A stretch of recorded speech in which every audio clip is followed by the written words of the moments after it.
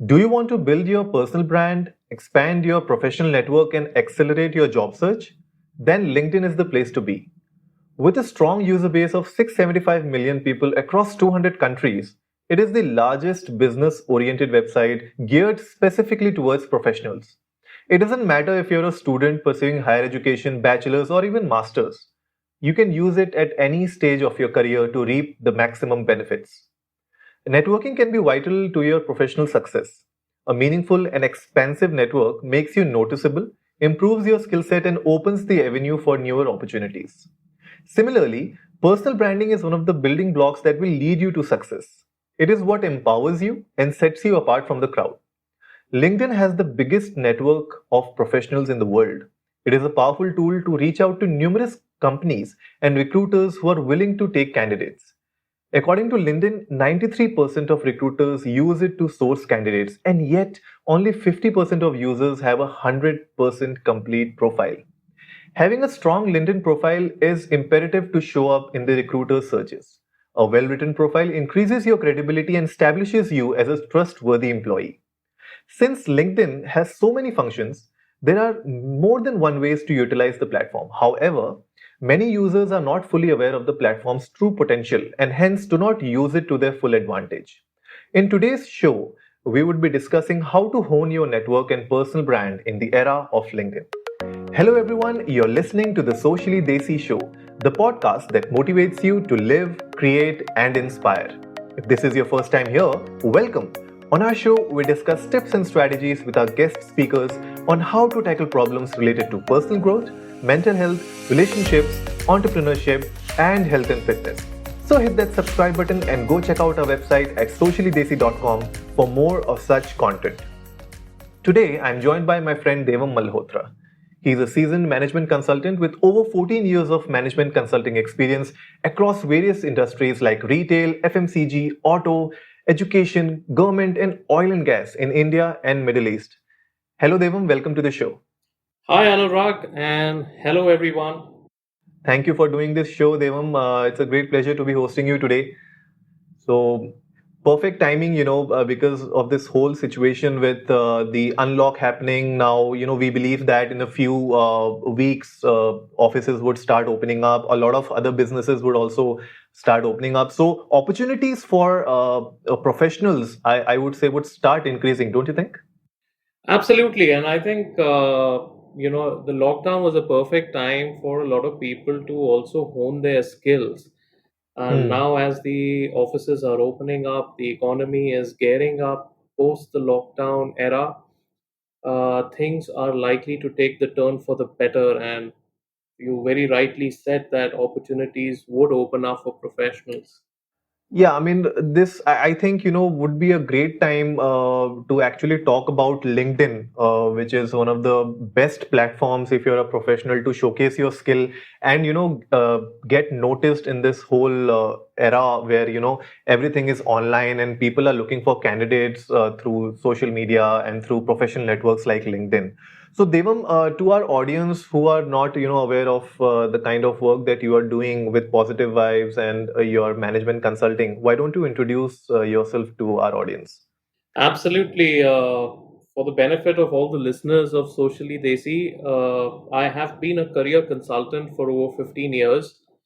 I have worked in the field of management consulting across various consulting firms that include small boutique firms, technology led consulting companies, and the big four professional services firms.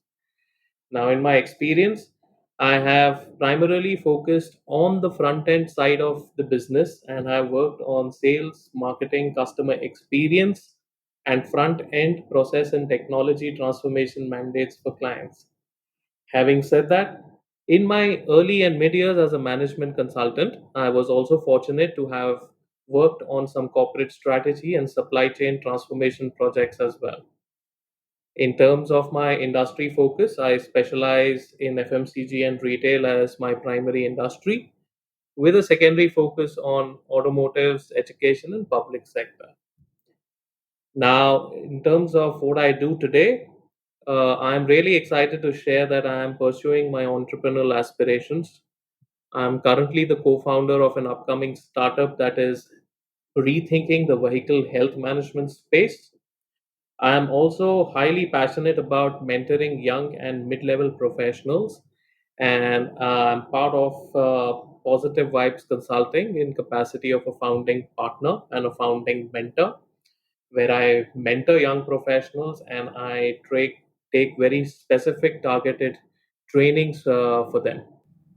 And I have been following Positive Vibes very closely for the past couple of months, and the kind of work that Positive Vibes is doing specifically, in order to enhance the employability of a lot of young professionals out there. I think that's a big thumbs up for this industry right now. So, what do you think, Devam, in terms of networking? What is the importance of networking in today's day and age? I think networking is highly important, and especially when talk about today, it's a connected world out there. Hmm. But before we even get down to why it is so important, I think it's important to understand the basics here of what is networking. Right. And in my stint over the last 6 months of mentoring people at Positive Vibes, a lot of professionals today fail to understand its true meaning. For me, when I talk about mentoring, it is seven keywords. It is deliberate, it is mandated to build, it is reinforce, maintain, mutual trust, and goals. These are the seven keywords when combined together define networking. So for me, if I were to define professional networking, it is a deliberate attempt to build, reinforce, and maintain a relationship of mutual trust with other professionals with an aim to further your goals. Hmm. The key point that most professionals miss today, and the one that I would really want to highlight, is the term mutual. True that. Yeah. Establishing mutual trust and experiencing mutual benefit is key to having a very active professional network. Now, Anurag, coming back to your question on its importance in today's day and age. I think for starters, I believe there is no debate on the fact that it is a very important aspect of our professional lives. And frankly, it is more pronounced than ever before. So, here are some of the reasons of why professional networking is at the core of everyone's career today. Firstly, I think it's a great avenue to exchange ideas. I think sharing and learning from each other's points of views is extremely important in today's professional environment. And I think professional networking gives you that avenue. Secondly, it gives you an opportunity to get out there and make everyone aware of who you are. It gives you an opportunity to talk about your knowledge, skills, and accomplishments. Yeah. True.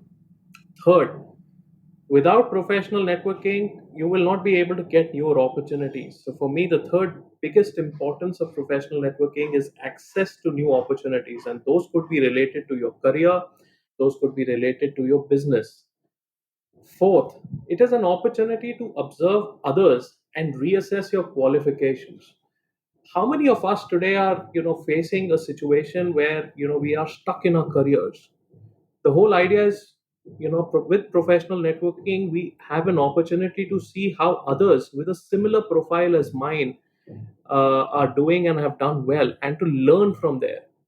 And therefore, reassessing your qualifications and therefore reskilling yourself becomes all the more important.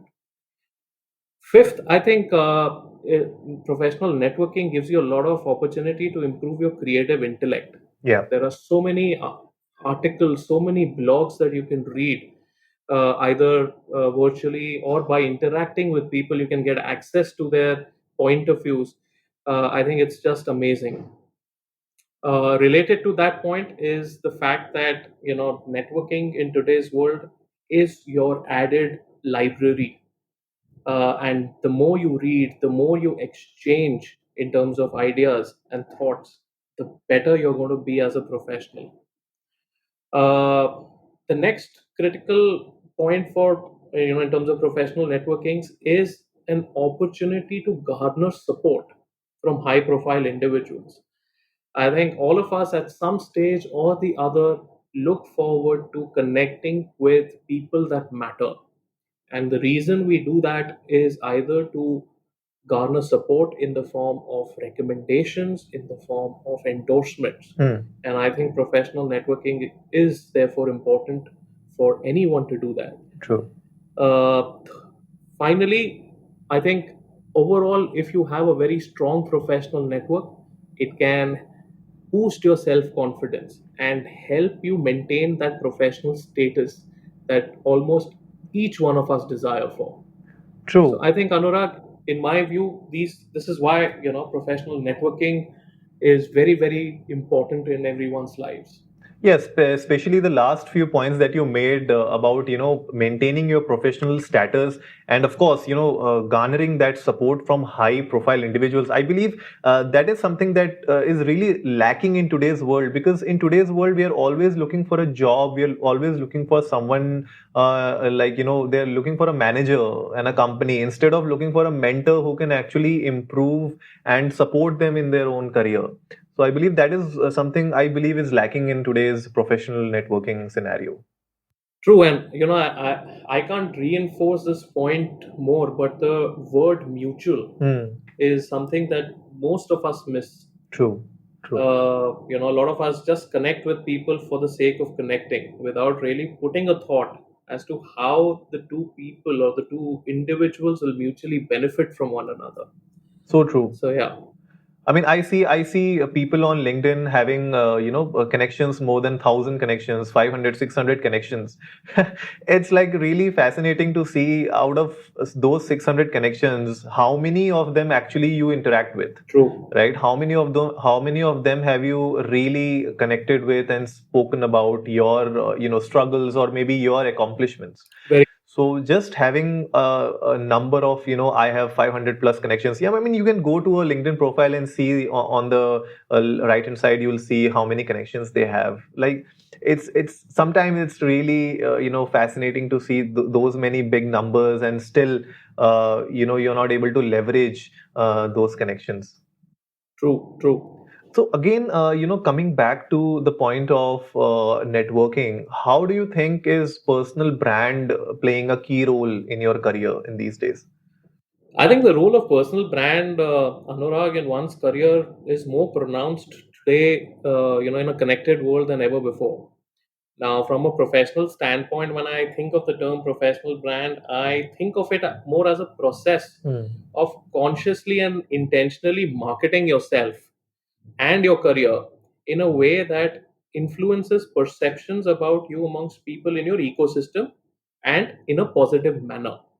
Now, when I talk about ecosystem, your ecosystem essentially could comprise of your peers, your juniors, your seniors, your clients, or your customers.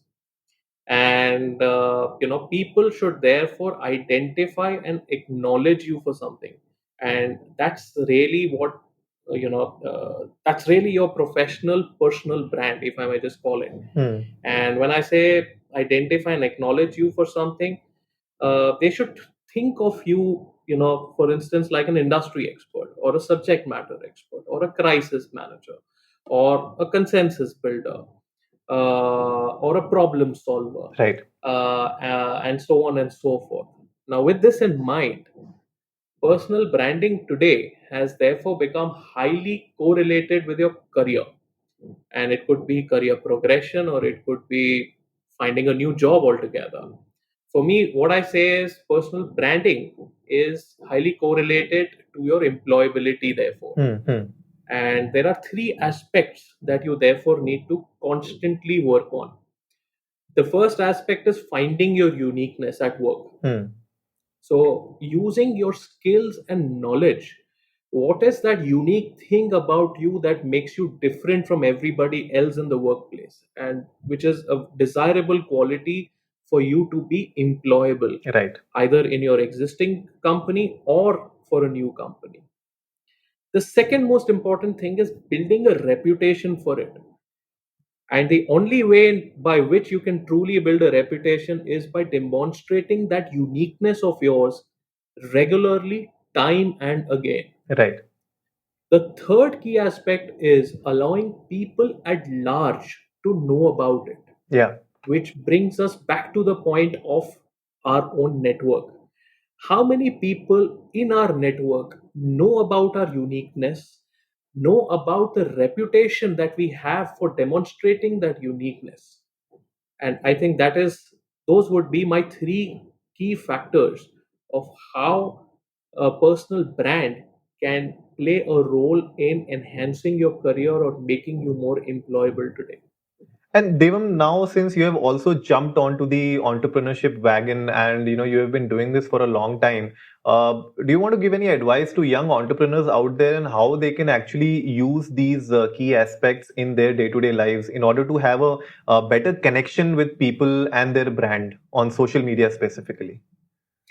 I think there are a number of ways in which you can do this, Anurag. As an entrepreneur, I think, and especially for all the youngsters, what looking at establishing their own company or trying to set up their own startups. Mm-hmm. I think the first and foremost thing is identifying what you truly like and having a point of view on that. I think it is very important. Right.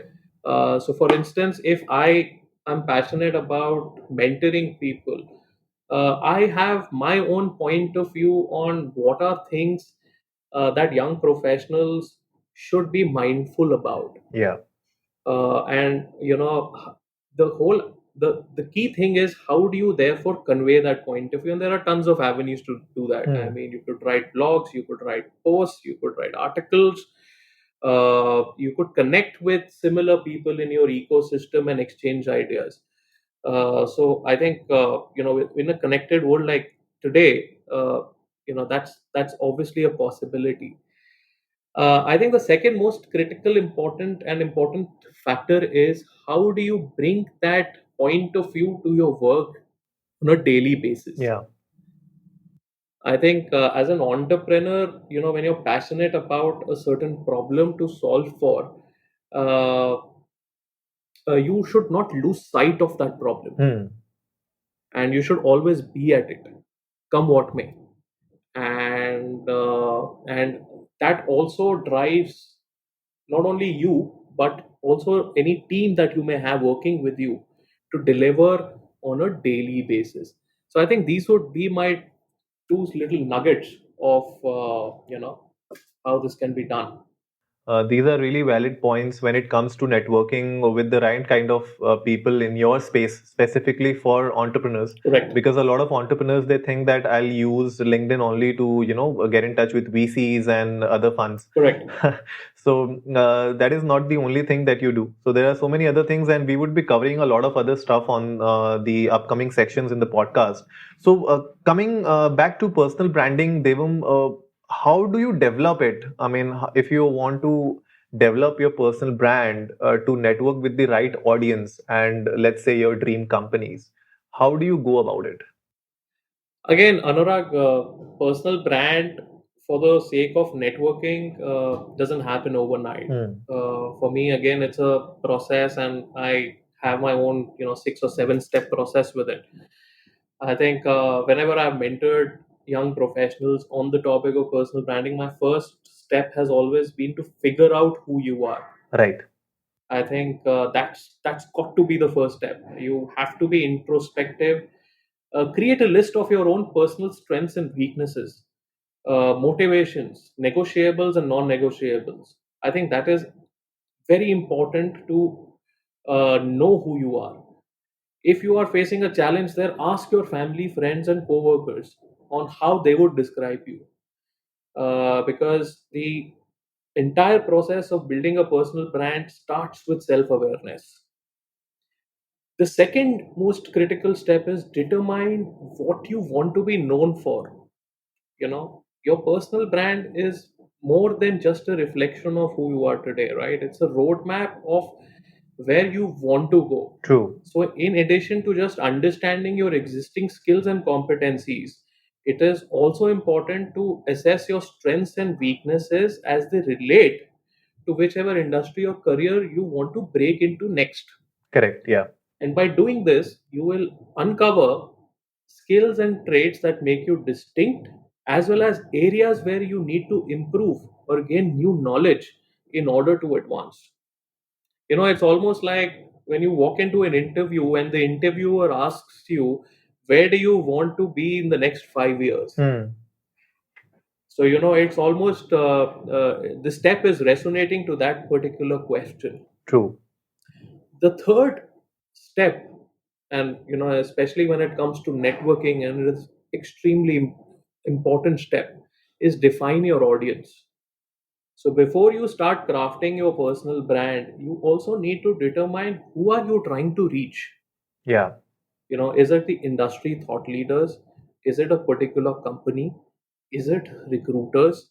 Is it a certain section of people who are your potential clients? Hmm. And the sooner you define this audience, the easier it will be to craft your story, because you will better understand the type of story therefore you need to tell.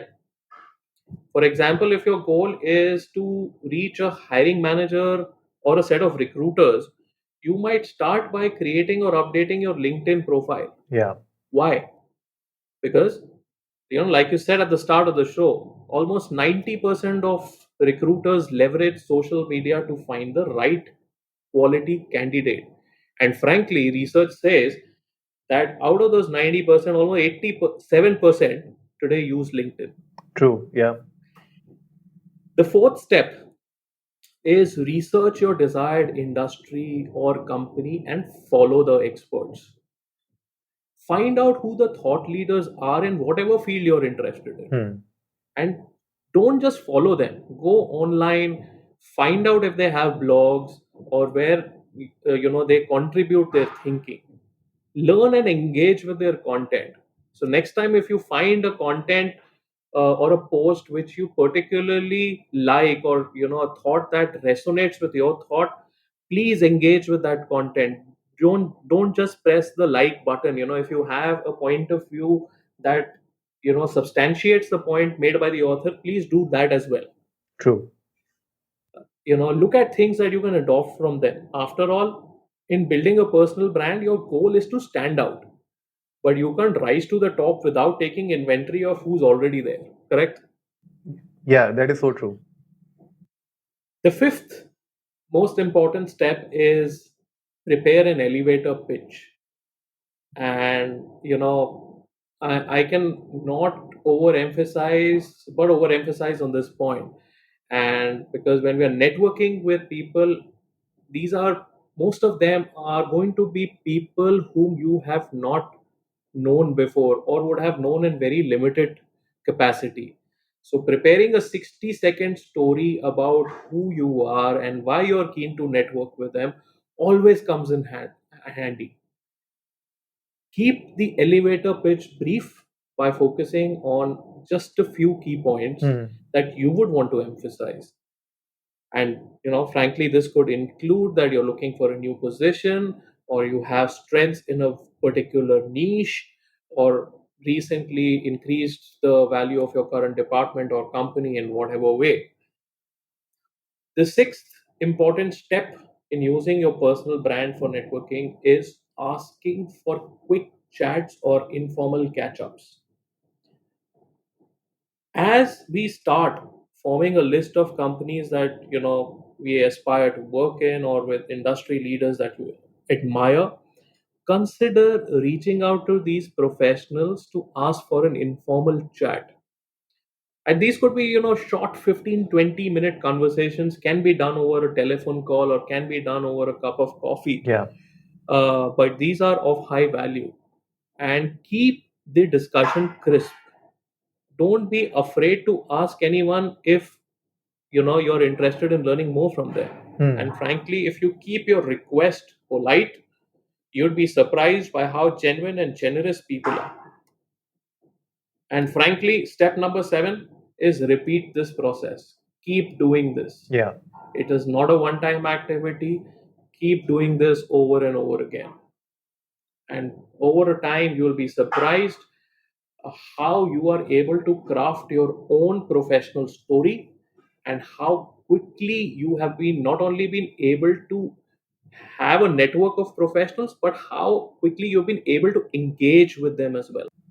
Yeah, it's really important that you repeat these process and you keep going again and again through the whole, grind, because at the end of the day, what you're trying to build is not just, a job application or just a profile. You're trying to build your whole career, and who you are on LinkedIn would actually, should resonate with who you are in real life. True. So, coming to the world of LinkedIn, the era of LinkedIn, what do you think, Devam, when it comes to the groundwork for success? Somebody who is just starting off, people who are listening to us, maybe they have a profile, maybe they have an incomplete profile, or they are, planning to make a profile on LinkedIn. What do you think should be, the groundwork they should do in order to get on to the LinkedIn wagon? All right. I think at the outset, I would just like to state that creating a LinkedIn profile is no different as far as some of the foundations for creating a personal brand are concerned. Hmm, hmm. And the reason is, LinkedIn is actually an extension of your personal brand in the virtual space. Correct. So, if somebody would ask me today that they were, how would you go and create your LinkedIn profile? I would actually do three things right up front. First is find out similar profiles, look for people with similar, qualifications, experiences, aspirations, career choices, and companies like you. It's important to find out who is there who has that similar profile as you have. The second step for me is research those profiles. It is important to figure out what is it that they say about themselves. Just observe how the profile looks. And when I say observe, just look at the photographs, just look at the headline, just look at the summary, what it says, the kind of post the person has put on LinkedIn, the kind of groups that he or she follows, uh, and so on and so forth. Mhm. And that gives you an idea of what a good LinkedIn profile similar to you looks like. Yeah. And that gives you an inspiration to step number three, which is create your own story. Now, while you have taken an inspiration from others, you're not really copying from there. Hmm. You have to still craft your own value proposition. You have to craft your own story. And after all, it is your brand story that needs to stand out, right? True. So take your time to figure out your own headline, your own message for the summary, the keywords that you want to use. And this is important as it's also an opportunity for you to highlight your own strengths and accomplishments. Yeah. So, this, in my view, Anurag, is absolutely critical for everyone to do before actually getting into the act of creating a LinkedIn profile. And it's more like the elevator pitch that you spoke about, right? The 60-second elevator pitch is actually what your summary of your profile is on LinkedIn. Absolutely. Absolutely. So, Devam, so the next hot question that comes to my mind is, what are the essentials for a killer LinkedIn profile? I think in today's times, it's not enough to just have a LinkedIn page. Hmm. And it's a great question, Anurag. You need to have a great LinkedIn profile that draws attention. I mean, I think right at the start you said there were some 600 million users on LinkedIn, right? Yep. And how does your LinkedIn profile or page really stand out? And so, for all the socially racy listeners out there, I think here are eight simple yet highly effective ways to make your LinkedIn profile stand out. The first one is having a killer picture. This is the simplest thing anyone can do to upgrade your LinkedIn profile. So please go ahead, put a face to that name, and add a profile picture, and a good one at that. Be creative if that fits with what you do Hmm. or who you are. But remember that this is the first impression people will get from your page. If you do not have a professional headshot to use, it's worth the investment. With a huge number of people on LinkedIn, those without a photo are easily pushed aside. And trust me, everyone today is attuned to becoming more visual. Yeah. So having a killer picture, therefore, is extremely, extremely important. True. I think the second uh, bit is create an eye-catching headline. Your headline is positioned right below your name on your LinkedIn profile, and more often than not, it will be the first thing the profile visitors read. Now, the default setting will fill this with your current position, and that's probably okay for starters, Mm-hmm. but it can be whatever you want, right? You almost have, I think, about 120 characters to work with. Yeah. So, why not write something that really pops? Think of it as a small billboard advertisement for you and what you do. Instead of just listing your job title, mention your specialty and how you benefit your company or customers. Don't forget to keep your target audience in mind. So, if anyone wants to have a look at an example of an eye-catching headline, please have a look at Anurag's headline. It's really eye-catching. The third bit is interest capturing summary. Your LinkedIn summary gives you the opportunity to tell your story. And this is essentially a longer form of your headline. And here you have a larger amount of characters to play with. I believe it's close to about 2,000 characters to work with. So please dive deeper into it. Don't just focus on your past experience, but on what you do well and what you can bring to a prospective employer if you're the kind of one who's looking for a job. Right. Keep in mind that the keywords are crucial here. Use words that you want to be strongly connected with in your field. Always remember that attention spans are short these days, so don't use up all the 2,000 characters. My rule of thumb, frankly, is use about half of it. Hmm. So a good 1,000 characters, you'll get a crisp 2 3 liner summary, and that should really convey the point. True. Fourth bit is highlighting your experience. Please just do not cut and paste your resume on your LinkedIn profile.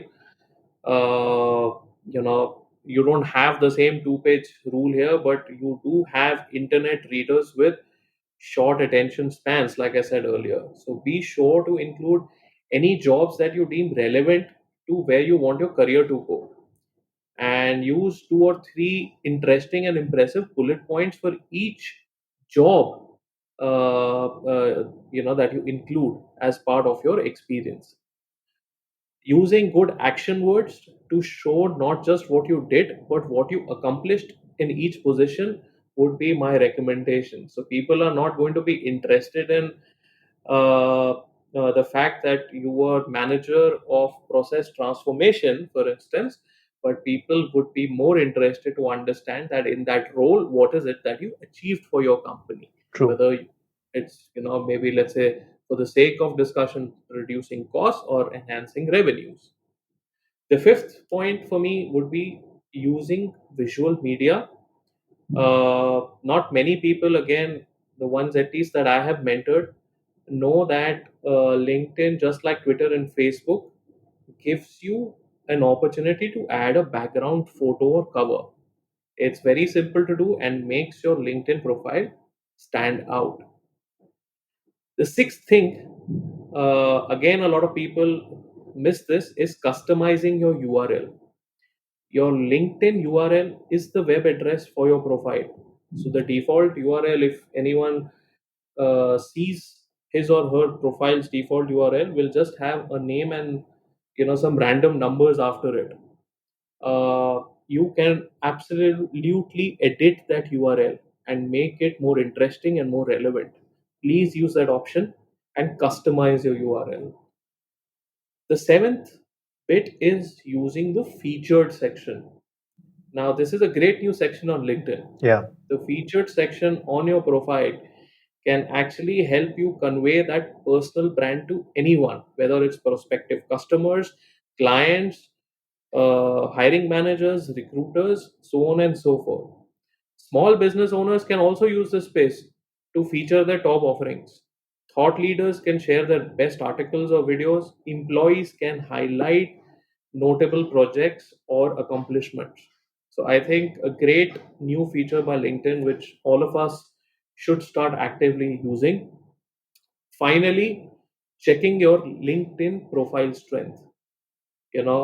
If you look at your current profile, it's probably on the right hand side, and it sort of gives you a view of your current profile strength.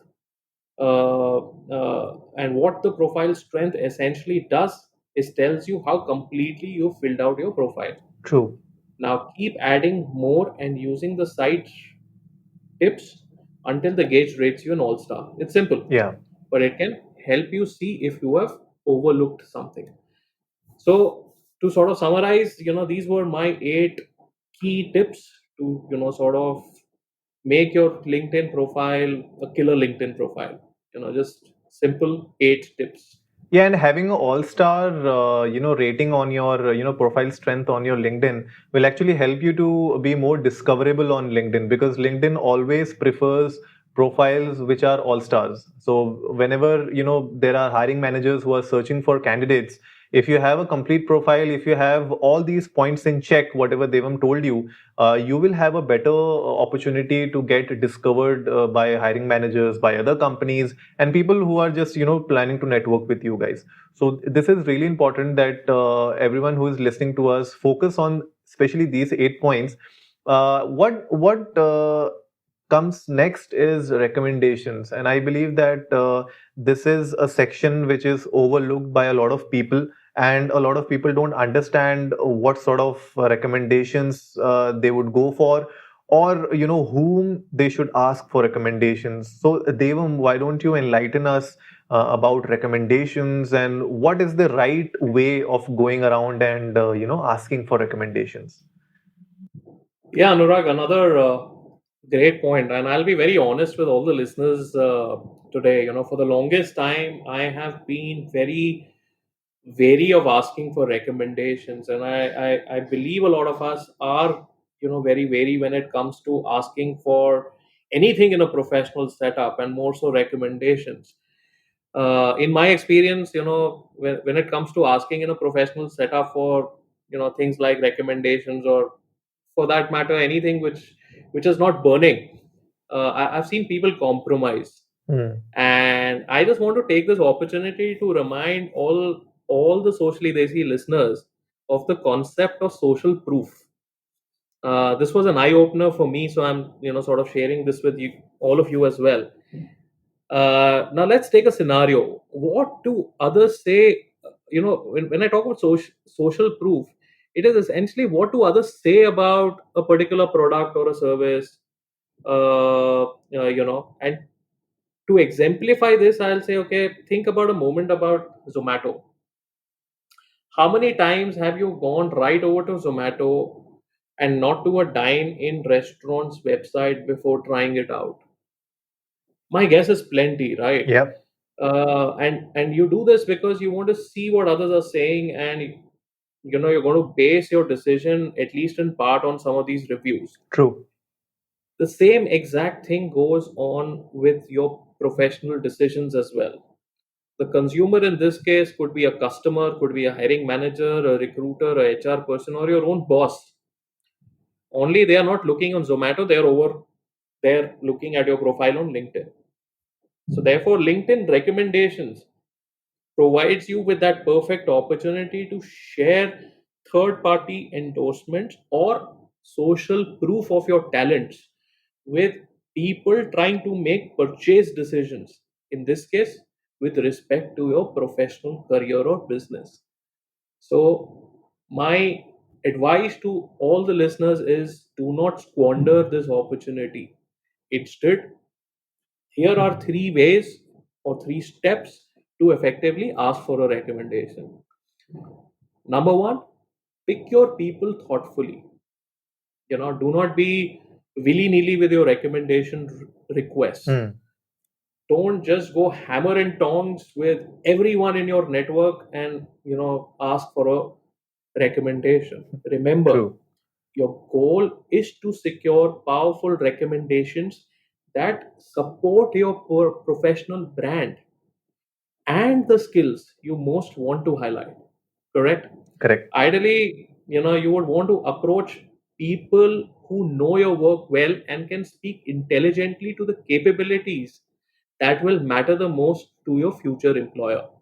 So, therefore, pick your people thoughtfully. Step number two is be very specific in your request. By default, the LinkedIn message when you send across a recommendation is frankly incredibly lame. And uh, if you don't personalize it, I don't think you should expect a response back. So my view is you should absolutely ditch the vanilla message that comes on as a default message when you're seeking a recommendation. True. Please customize it, and in your customized message, you want to share with the person you're approaching exactly what you'd like Hmm. and how he or she can best help. Make sure that your personal message is gracious and thankful in its tone. And in the end, encourage this person to let you know if you may ever return the favor. I have used that personally a lot of times and it works like a charm. So, reciprocity is a huge and wonderful thing. After all, at the start of the podcast, I did say that professional networking is all about mutual benefit, right? And the word mutual. So, towards the end of your custom message, you should be thankful. Not only be thankful to the person that you're seeking a recommendation from, but also ask him or her that if you could return the favor back. Yeah. The third most important thing is, and like I said, a lot of people are in this habit of going hammer and tongs with their recommendation requests. Do not ask 10 people, 15 people, or 20 people at once, especially if you are asking for a recommendation at a time when you are switching jobs. Most recruiters today can tell if someone has raced out and asked half the people in his network to give him her LinkedIn request. And you know how all your recommendations are date stamped. Yeah. I have been a recruiter myself, and when I look at a profile which has tons of recommendations, the first thing that I look at is, okay, when were these recommendations received? True. And it sort of gives me an instant idea of what was the live event that happened in his or her professional life. And more often than not, it's mostly at a time when you're leaving your old organization. Hmm. So my recommendation here would be, please space your requests out, so that it comes across as a genuine recommendation that somebody has given you. Remember, Rome does not have to be built in a day. Yeah. So build your Rome thoughtfully and not hurriedly. So Anurag, these would be my, you know, three step. This would be my three-step process on, sort of getting a recommendation in possibly an effective manner. The one that has at least been fairly effective with me as well. Yeah, these are really powerful tips, I believe, Devam, that all our listeners can actually incorporate in their recommendations, especially when you're reaching out to your ex managers or maybe your ex boss or maybe a client that you worked with. So it's really important to figure out who are these selective individuals that you would reach out first. So it's important to have your strong recommendations upfront rather than, just reaching out to everyone on your network. And rightly said, if you're a recruiter, you're a hiring manager, when you see those timestamps, when you see the kind of recommendations, you generally, make up an idea that, okay, this person, just to get a new job, he hustled a bit and spoke to them, asked them to give a recommendation. It's better to space out and create a profile which looks genuine, like, right? I mean, if you go to any company, if you go to any website, when you want to buy any product from that website, you always check out the age of the website and the reviews of the website. So Correct. similarly, your profile should also look a very it should gracefully age, like whiskey. Absolutely. And I think, the timing of asking for a recommendation also matters. Yeah. So, while ideally, if you've done something really well at work, uh, you should ask for a recommendation right then and there. I mean, a lot of us are, and including myself, I've been guilty of this. Ask for a recommendation when we are leaving an organization. Hmm. Uh, Frankly, if one were to ask me what is the best time for asking a recommendation, I always say it could just be any time, right? Yeah. You've done a great thing at your company, please ask for a recommendation. If it's so good, let your boss or let your manager give you that recommendation. True. And I think similar is the case of personalizing the request. A lot of people, including myself, again, have been guilty at times of not personalizing that request. And frankly, I've learned it the hard way. Fact of the matter is, and I phenomenally believe that if you can't personalize your recommendation request, the other person is not obligated to give you a recommendation at all. You've not True. even Yeah. taken the effort to personalize a message for him. Why should he take an effort to personalize a recommendation for you? True. Yeah. So that connection is really important. Like the message that you send them, Absolutely. even though he must be a really happy customer or maybe a really happy manager, but unless and until he sees that uh, the message is the same which comes with LinkedIn, so he'll be like, oh, Anurag, what he did was he just went on recommendation, typed my name, and pressed enter. That's it. And another point to this, Anurag, that I want to share with all the listeners today is that when you read recommendations, and I've seen a lot of profiles over the last 5 7 years now, since I started hiring.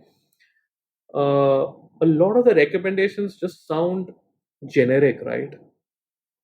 Uh, while they would have been given by five different people, but they all sound generic. Like XYZ is a great resource on the team. Hmm. XYZ did a commendable job on my project, or ABC really helped the organization take the next step forward. Yeah. So, uh, I mean, ideally, you don't want your recommendations to be filled with generic statements. And that's where, being very specific in your ask for a recommendation always helps. Why do you want a recommendation from somebody? I think reminding him or her of the kind of work you did for them is essentially important. And if you remind them with a specific ask, your recommendation will come back with a very specific point that ABC did really well on a particular cost reduction project with a company where he or she was able to successfully demonstrate savings worth this, and that is why I'm recommending you. Yeah. That's a very strong recommendation right there. Correct. Because if you're looking, so I mean, a great example of this would be the kind of recommendations or maybe the thank you notes that you get on your emails by your clients or maybe your managers.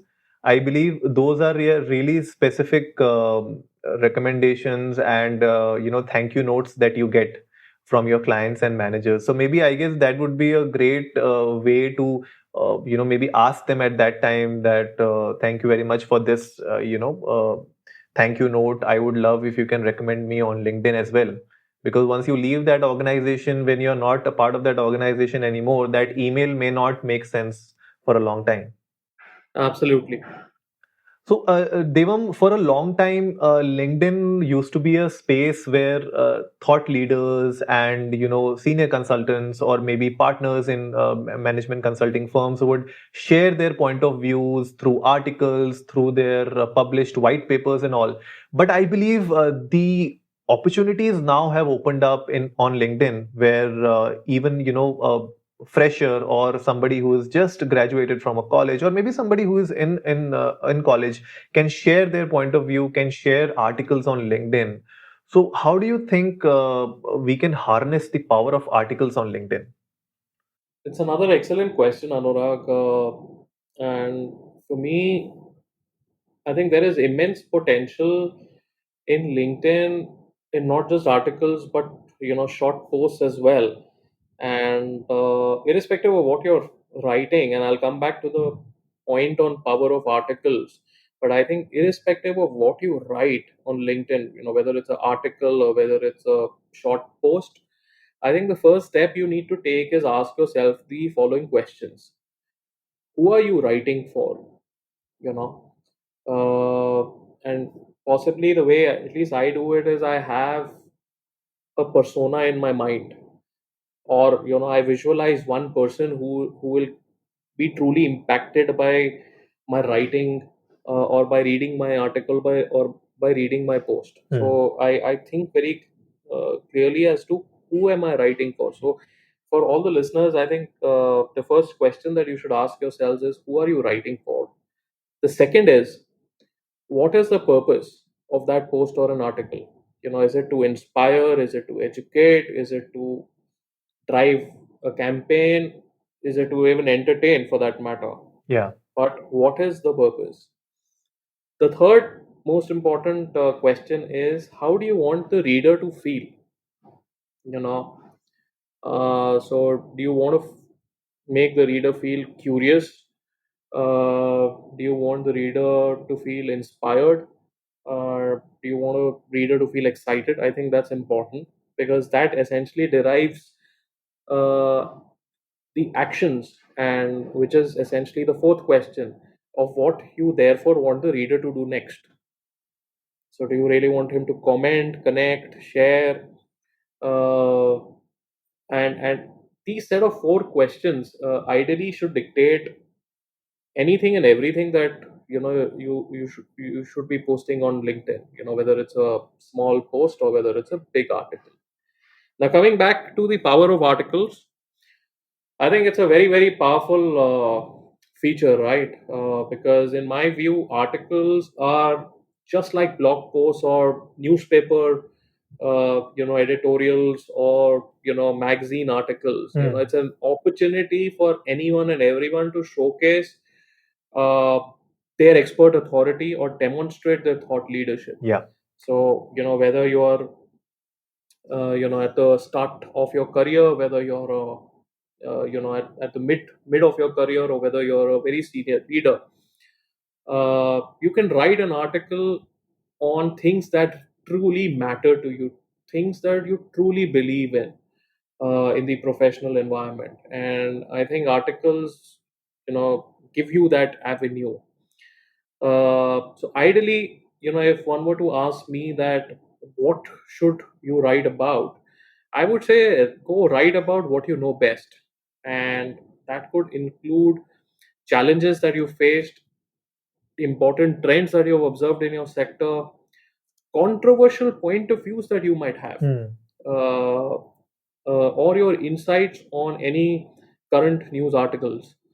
So again, I'll circle back to the point that I was trying to make, that any of these situations that you truly resonate with, you could actually go ahead and write an article on LinkedIn. Yeah. And that would showcase your professional individuality in a very different light.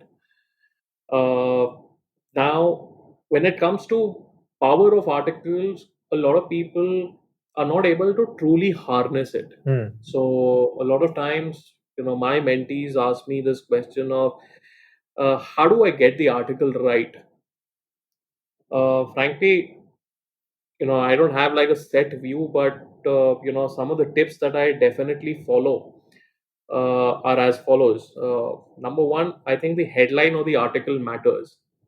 At the end of the day, if you've written a piece of your if you've written a thought leadership article, or you've written a piece of opinion, you want more and more people to come click on it, open it, and read it, and probably engage with it, right? So your headline therefore matters. And uh, research tells us that as many as 8 times more people look at the headline in comparison to the body copy. So, True. body copy is essentially the text right below it. So, your headline has to be very, very crisp and clear. So, that would be my first tip. Second is on the body copy itself. So, get the intro right. Yeah. So the 3 or 4 lines below, the headline of your article, I think should just convey the message very clearly. Now, my suggestion on framing this would be to lead with the key takeaways of the article itself. Yeah. So consider this almost like an executive summary of your presentation. Hmm. So, whenever and most of you might be aware of this, that whenever you're making a presentation to a board of directors or, a senior management in your company, you always begin with executive summary, which is essentially a set of key takeaways. Your body copy is your exec summary. What are the key takeaways of your article? Yeah. It's like a hook to your audience. It's like a absolutely, it's like a hook. So, if your audience is able to resonate with those key takeaways, they are bound to click it open and read through it. True. I think the third key tip is to choose a good cover image. Hmm. I as a person, I'm very visual. So for me, what gets me more excited is if there is a visual representation in an article, and that visual representation and the theme of the article really connect well, and that keeps me hooked on to that body of work or that article for a longer time. So I think, and it probably most of us are wired that ways. So choose a good cover image. It should essentially convey the essence of your article, and frankly, it just makes the entire look and feel attractive, and keeps the audience hooked onto it for a longer period of time. Yeah. The fourth tip is, I think, keep the length of the article appropriate. So while there are no definitive guidelines, but articles that I write, I actually try and maintain that between, let's say, 800 to about 1500, 2000 words, not more than that. And frankly, some of my articles are also 500 words. So do not write for the sake of writing. I mean, while it's an article, and it can be written in an elongated manner, presenting a point of view, uh, the writing still needs to be tight. So you need to still go ahead and edit your article and cut out all the fluff. Yeah. I think that's important because it's written stuff, right? People engage with audio visual stuff better than written stuff. Uh, it still needs to be tight for people who are reading it to really be engaged with it. And I believe that, when you write these kind of articles and your point of views, or maybe a thought leadership, unless and until your writing is really tight and it is on to the point, then it really doesn't grab the kind of attention that you're looking for. And I believe that Devam, your auto tech startup actually got recognized by one of the media agencies in India. So it was also, I believe, unless and until you have a point of view which is strongly put forward in your article, in your thought leadership, these kind of attention you won't be getting, right, if you write just generic articles. Absolutely. I mean, as a startup, I think we wrote on a very controversial subject, Hmm. and obviously it was backed by a whole lot of survey and all of that. But the whole point was it made reading interesting, and I think that's the intent even on LinkedIn, right? On anything that you write, for that matter, you have to make your readers engaged with you, and therefore the writing needs to be very tight, needs to be very crisp, and I mean, there should be like bang, bang takeaways, after every few lines, takeaway, something that gets resonated with the audience. That is absolutely critical. I think the fifth most important point, as far as writing articles, is having a call to action. I think at the end of your article, you would want your readers to engage with you in some shape or form. Whether it's you want them to get in touch with you or drop a lead or visit a website.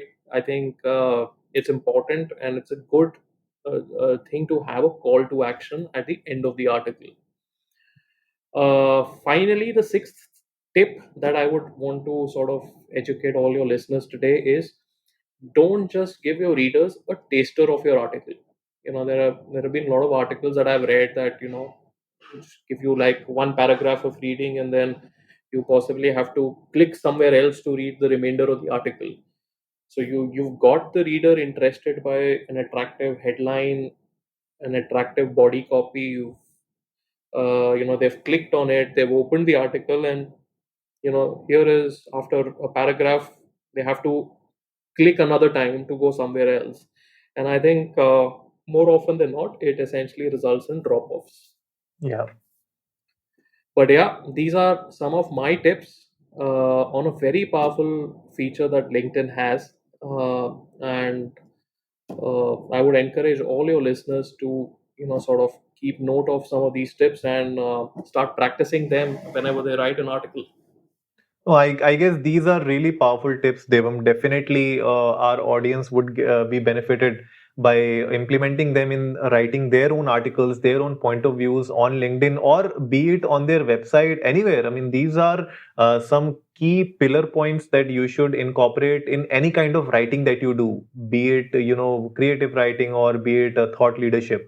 If you have these kind of points in your mind while you are jotting them down on a piece of paper, I believe the final product would be, way better than you ever thought of. And one point that I would like to add here is that, again, since you are writing it on LinkedIn, I'm sure you would be connecting with mentors and people that you admire on LinkedIn, or you want them to be connected with you. I guess one point that maybe you can do is that whatever you write, whenever you write an article, maybe share it with your mentor or share it with someone that you feel can add value to that article. So maybe that person can give their own point of view, maybe suggest a few edits that you can do onto your article, or maybe he can just add a few points as a SME.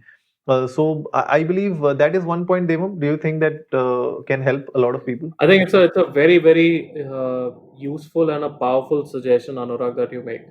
I think you know the art of asking for feedback Hmm. is an under practiced art. So I think it's a very good point that if you've written a point of view, and especially on a professional platform like LinkedIn, it will only help you if you seek feedback from a mentor or someone whom you admire. I think they are only going to add more value to whatever you've written. So I think that's a great suggestion, Anurag. And that ways you grow your network. At the end of the day, even if you don't know that person, and even if you ask for a feedback, that person will be willingly happy to give their feedback, and that ways you connect with them in a different level altogether.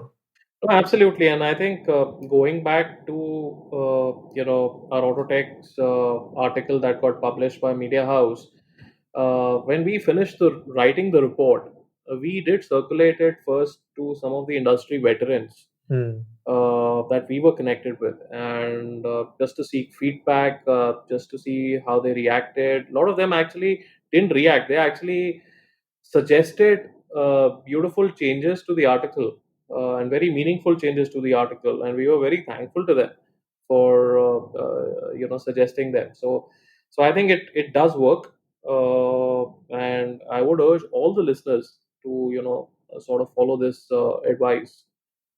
So before we end this episode, we would like to touch upon a few common mistakes that people do on LinkedIn when it comes to networking, when it comes to making their own profile. Even though we have covered a few of them in the upper sections, but I guess, Devam, there are a few more mistakes that we commonly see people doing, and especially with positive vibes, you've been mentoring people over the past 6 months, specifically on LinkedIn and their personal brand.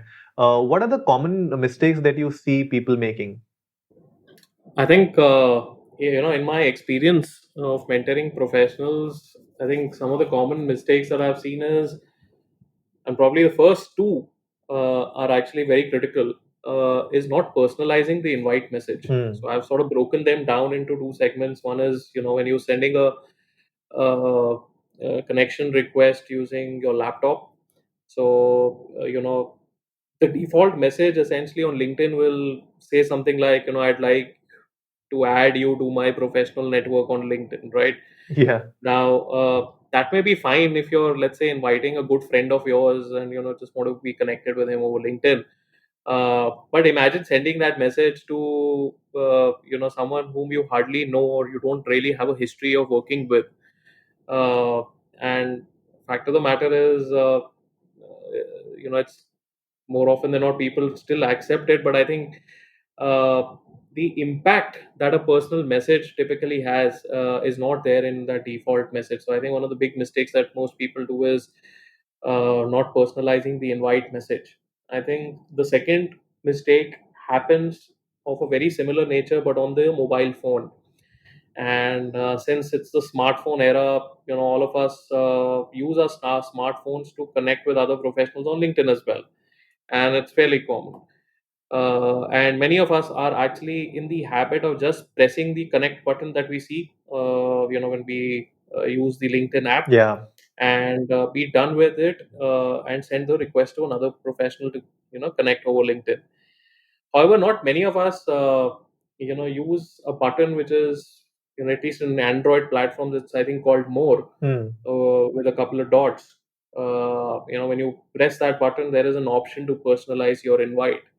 So, a lot of people who are connecting or using the LinkedIn app to connect with other people are not aware of this feature, and are also not taking an extra effort to personalize their message. So I think my first two are essentially around these some of the more common mistakes. I think the third common mistake that I have experienced, and I've been a recipient of one such on more than one occasion, is asking too much from a stranger. Hmm. I think there is nothing worse than accepting an invite and getting hit with a huge request. Yeah. So when someone connects with you, ideally you should not be that person who quickly, goes and asks that person for a job, or launches into a sales pitch. Uh, Frankly, I have, I keep connecting with a lot of professionals. A lot of them, in fact, reach out to me for a job. Hmm. Have reached out to me for a job, and frankly, I mean, I don't know them, right? So my first instinct is, who are you? Yeah. And frankly, you don't want to be at the end of me asking you, who are you? Especially if you're the one who's reached out for a job to me. So my suggestion here would be that, if you're looking for a job eventually, or you want to really pitch your product, start with an informal interview or a quick chat. Yeah. Send a request for that. Be humble, be polite, be kind. And I think if you reach out with a humble, kind request to the other person, you are more likely to hear back. uh, Frankly, no one owes you a response, so make sure you don't come across as entitled.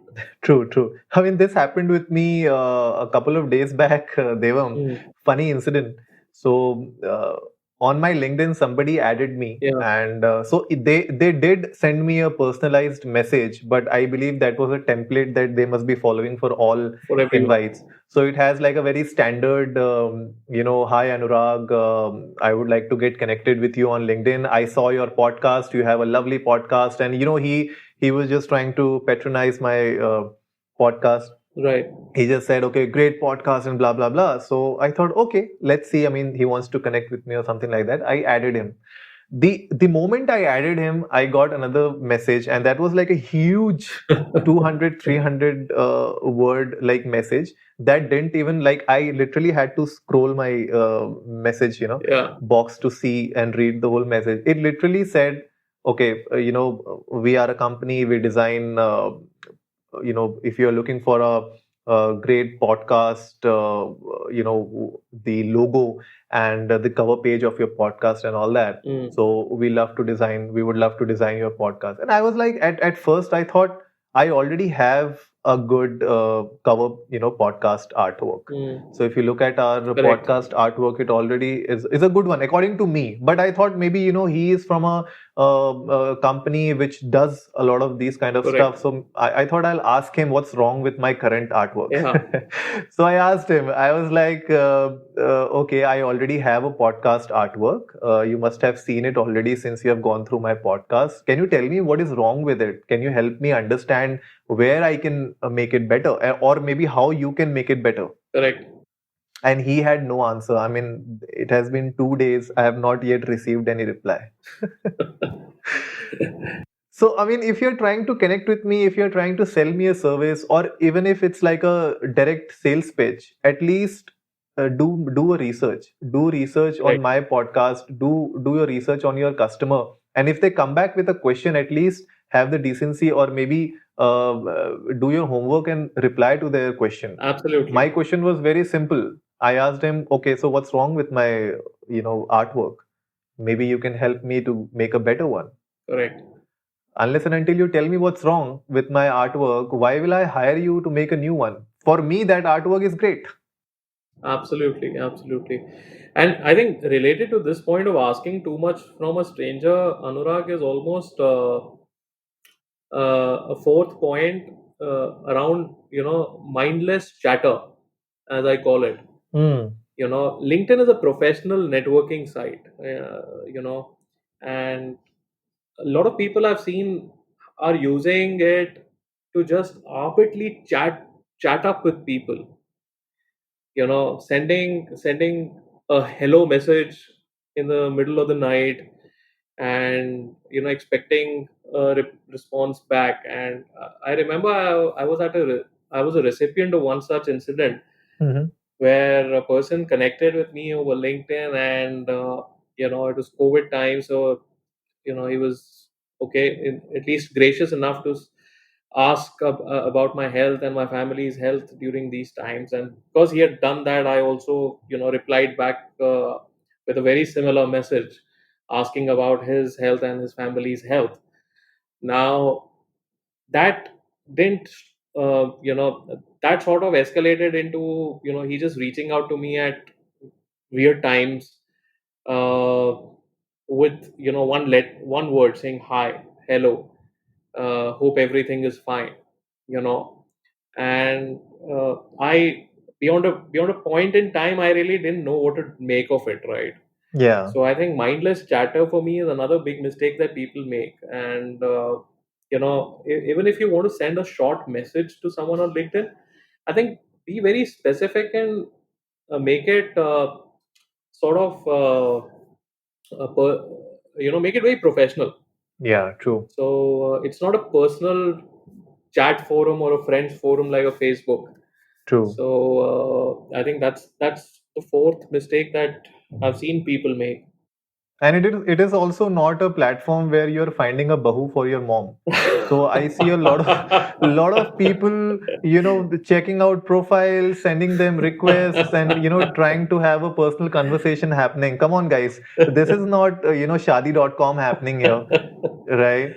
So I because why I'm saying this is because a few of my female friends, they actually when I was talking about this episode with them, Huh. and I was like, I'm going to have my friend who is an expert and he's going to talk about a lot of things.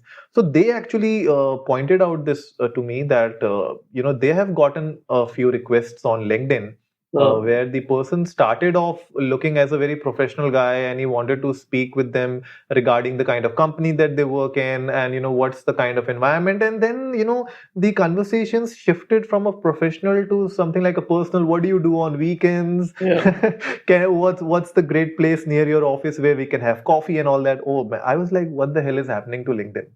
So yeah, I mean, clearly some of these aspects are not appreciated. I mean, especially on a forum like LinkedIn. I think the fifth mistake that I've seen most often that people make is not asking personally for recommendations. And I've talked about recommendations in the earlier segment. You want to have recommendations that show up on your profile, but please do not make the mistake of connecting with everyone and sending like a mass message asking for recommendations. Take the time to personally invite every person to provide you with a recommendation. And at the end of the day, like I said, again reinforcing the point, you do not want generic recommendations that someone has made about not only you but just about everyone, right? Because you've asked him or her for a recommendation. True. You want a very specific recommendation, something that highlights your skills to the best abilities as possible. So please, make your ask for a recommendation personal, make it specific, and do not make the mistake of sending a mass invite to people and asking them for recommendations. The final big mistake that at least I have seen, uh, I would call it a big mistake. A lot of people would disagree with me, but for me, it's a big one. Is actually failing to follow up or failing to update. Yeah. You know, how they say that Rome wasn't just built in a day. I think the same goes with professional relationships and building your network as well.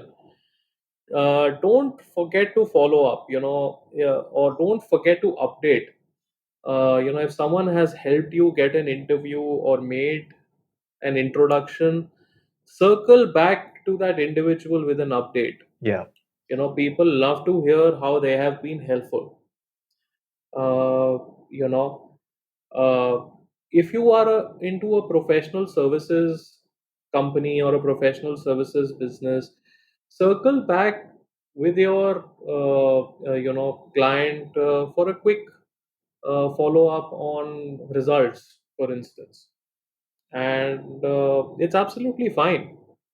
So that is something that we do not do more often on LinkedIn, and I think for me that is one of the big mistakes that we make, because at the end of the day, it's a channel of communication, and it is not just a one-way street; it's a two-way street Yeah. True. where where you reach out and where the other person reaches out back to you.